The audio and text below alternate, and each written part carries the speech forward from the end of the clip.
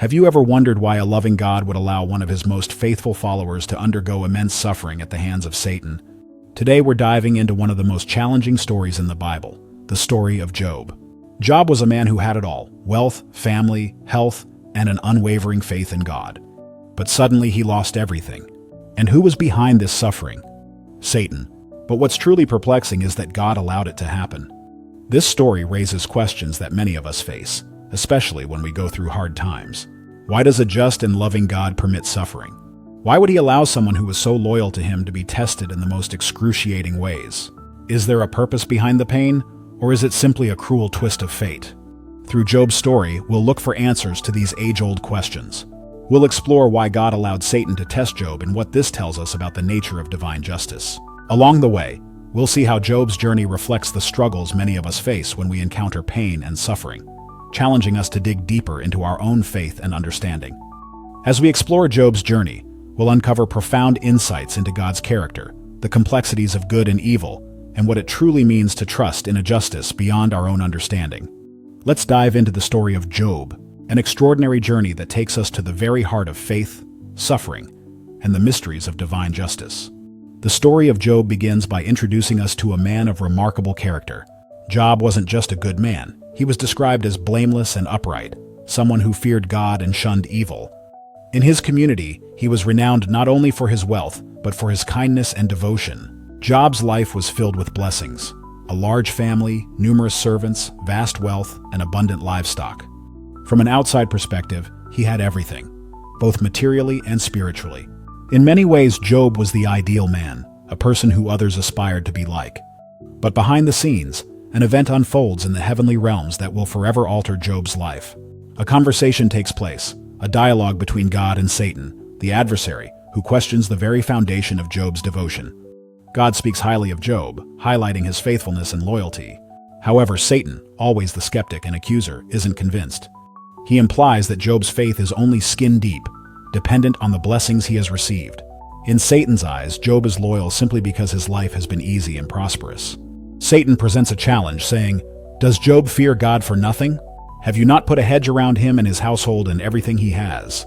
Here, Satan accuses Job's faith of being conditional, attached solely to the protection and prosperity that God has granted him. He implies that if these blessings were removed, Job would quickly abandon his faith. In this challenge, Satan isn't only questioning Job's faith, but is challenging the very nature of human devotion. Is faith genuine if it's never been tested? In response, God does something unexpected. He grants Satan permission to test Job, allowing him to strip away Job's blessings and comfort. But with one critical limitation: Satan must not harm Job physically. This permission from God sets the stage for a test unlike any other, one that will push Job to his limits. This divine permission raises a profound question about the nature of God's justice and sovereignty. Why would a loving, all-powerful God allow such suffering to come upon one of his most loyal followers? Is this merely a test of Job's faith, or does it reveal something deeper about the role of suffering in the human experience? Through this narrative, we're prompted to consider the complexities of faith, suffering, and divine justice. In allowing this test, God isn't endorsing cruelty or indifference. Instead, he's presenting an opportunity to explore the depth and authenticity of human faith in a world where adversity is real. Through Job, we are invited to confront our own assumptions about the role of suffering, the challenges of faith, and what it truly means to believe in a justice that transcends human understanding. After Satan's initial challenge to God, Job's life takes a devastating turn. In a single horrific day, Job receives news that shatters his world. First, a messenger arrives to report that raiders have attacked and stolen his oxen and donkeys, killing the servants who were tending them. Before Job can process this, another messenger arrives with news that fire has fallen from the sky, burning up his sheep and more of his servants. Then a third messenger comes, explaining that a band of Chaldeans has stolen his camels and slain the servants with them. The worst blow, however, comes with the final messenger, who brings Job heartbreaking news. A powerful wind collapsed the house, where all his children were gathered, killing each of them. In the span of a few moments, Job loses his family, his livelihood, and everything that gave his life stability and meaning. In his grief, Job tears his robe and shaves his head, both signs of mourning in his culture. But what he does next is nothing short of astonishing. He falls to the ground in worship.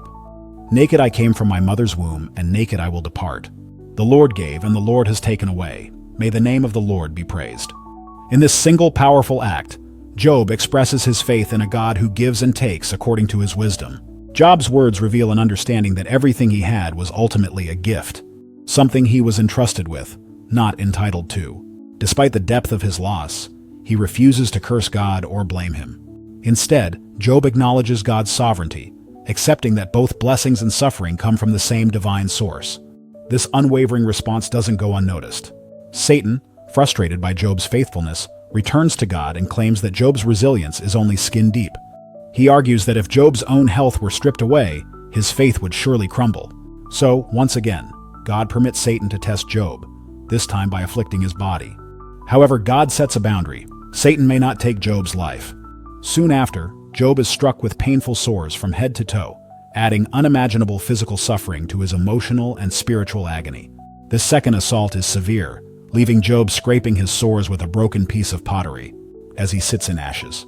In this moment, Job's suffering reaches an entirely new level, testing the limits of his endurance. As Job sits in his pain, even his wife, seeing his broken state, urges him to curse God and die, as if to say that death would be better than this ongoing torment. Her words reflect the depths of despair she feels for her husband. But Job refuses to take that path. Instead, he responds with another statement of faith. Shall we accept good from God and not trouble? In this single question, Job reveals a profound acceptance of life's complexities. Job's perspective shows that faith isn't a transaction. It's a relationship built on trust, even when circumstances seem unbearable. Through Job's extraordinary response to these trials, we see a man who refuses to let go of his faith, despite every reason to do so. He accepts his suffering without fully understanding it, holding on to his trust in God's character. Job's resilience challenges the belief that faith should protect us from suffering. Instead, his experience suggests that faith provides the strength to endure suffering, even when it doesn't make sense. Job's response in the face of profound loss and unrelenting pain stands as a timeless example of unwavering devotion. He shows us that true faith isn't about demanding answers or guarantees. It's about surrendering to a divine will that we may not always comprehend. In clinging to his faith amid unimaginable suffering, Job offers a glimpse into what it means to trust God with our lives, even when the why remains unknown. As Job endures his unimaginable physical and emotional suffering, 3 of his closest friends, Eliphaz, Bildad, and Zophar, come to visit him. They hear about Job's misfortunes and, as friends do, they arrive with the intention of offering comfort and support. For 7 days and nights they sit with him in silence, sharing in his grief. Their silence is a powerful testament to Job's pain. Sometimes there are no words that can adequately capture such overwhelming sorrow, but eventually the silence breaks, and Job's friends begin to speak. Instead of offering consolation, they propose explanations. Each friend in turn suggests that Job's suffering must be the result of some hidden sin or moral failing. Eliphaz, the first to speak, argues that God punishes the wicked and blesses the righteous. He implies that Job must have sinned, and his suffering is merely the consequence of his actions. For Eliphaz, God's justice is straightforward. Good things happen to good people, and bad things happen to the sinful.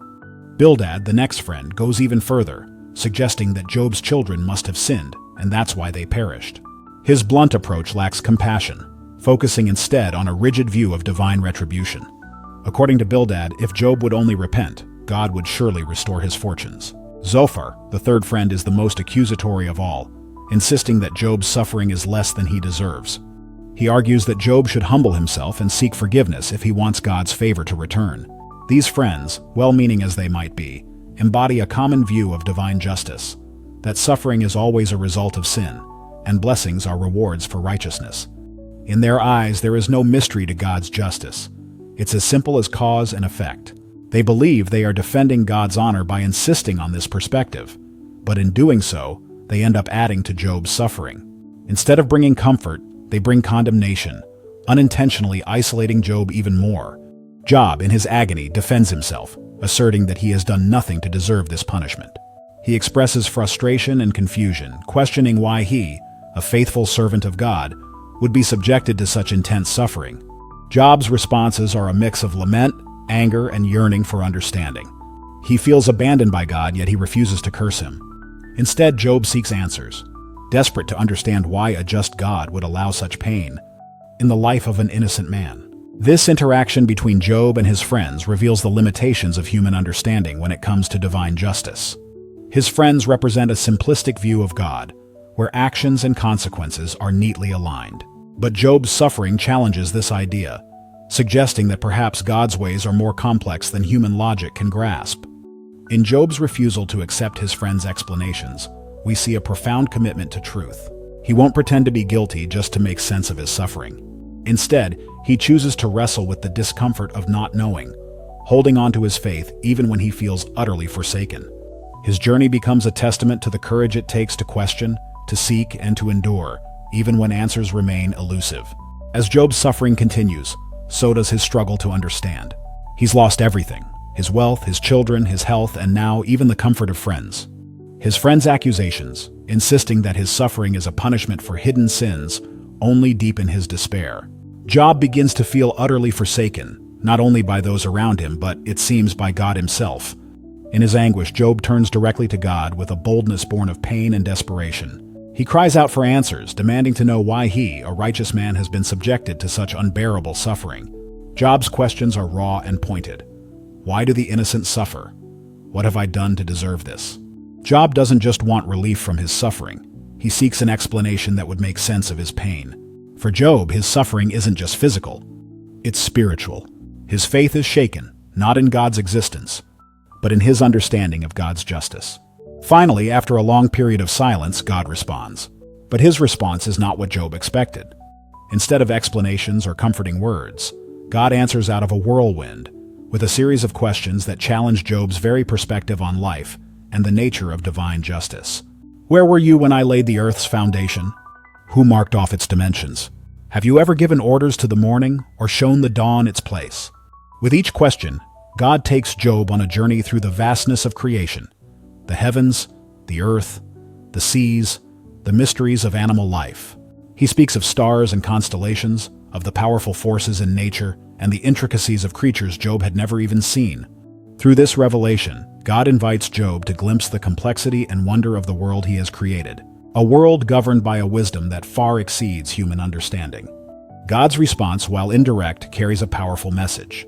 By presenting these mysteries, he reveals the limits of Job's and all human understanding. Job's suffering is a piece of a grander divine tapestry, woven together by a wisdom beyond human grasp.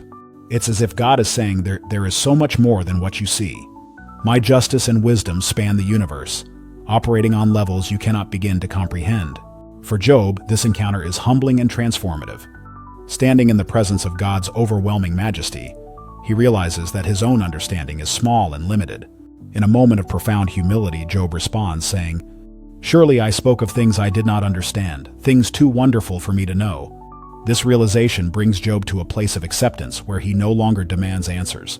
Instead, he acknowledges that while he may not understand his suffering, he can still trust in a God whose wisdom is infinitely greater than his own. God's response to Job doesn't dismiss his suffering or downplay his questions. Instead, it reframes them, showing that the human perspective on justice and suffering is only a fragment of a much larger picture. Divine justice, as revealed to Job, is not bound by human logic or the immediate balancing of good and evil. It exists within a framework of wisdom and purpose that stretches beyond what we can see or understand.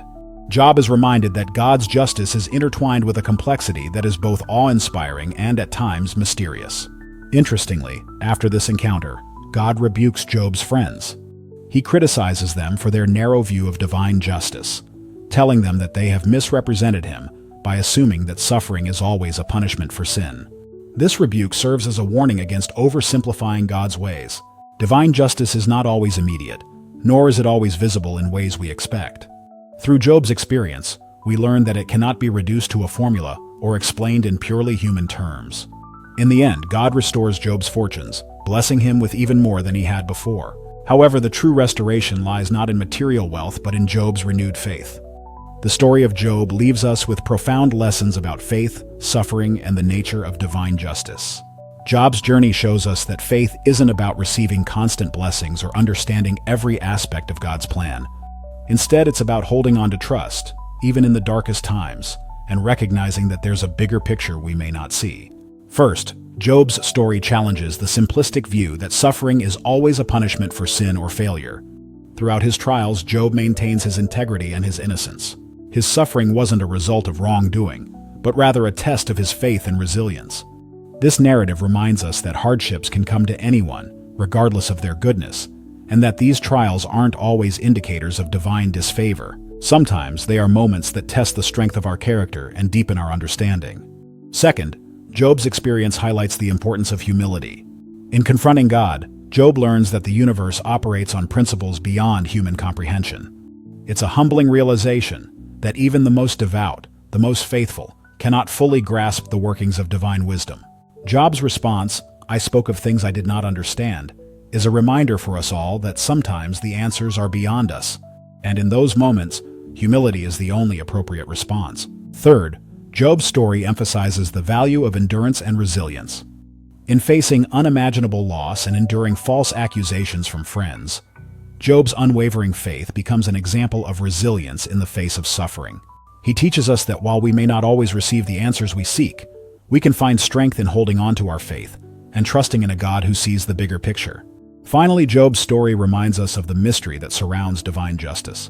We often crave clear-cut answers, good things for the good and bad things for the bad. But Job's life challenges this simplistic notion. His story invites us to embrace the unknown, to accept that not everything will make sense from a human perspective, and that sometimes faith means trusting in God's justice, even when it doesn't look like we expect. Job's story doesn't resolve every question about suffering or justice, but it offers a perspective of faith that is both resilient and humble. It encourages us to let go of rigid expectations of fairness and to trust in a God whose wisdom and justice are greater than our own. The story of Job is more than just an account of suffering. It's a timeless lesson about faith, humility, and the mystery of divine justice. Job's journey shows us that faith doesn't mean understanding everything or always being comfortable with God's actions. True faith is having the courage to trust, even when the path is dark and the answers seem out of reach. In the end, Job is restored, but not because he found answers. He is restored because he chose faith over despair, trust over resentment. His story reminds us that, in our own struggles, we too have a choice, to let hardships embitter us, or to let them strengthen our faith. Job teaches us that sometimes the purpose of our trials isn't to explain, but to transform us, deepening our faith and resilience. So the next time we find ourselves asking why in the face of suffering, let's remember Job. Let's remember that there are things we may not understand, but we can still choose faith. And in that faith we find hope, strength, and a connection to a divine justice far beyond our own.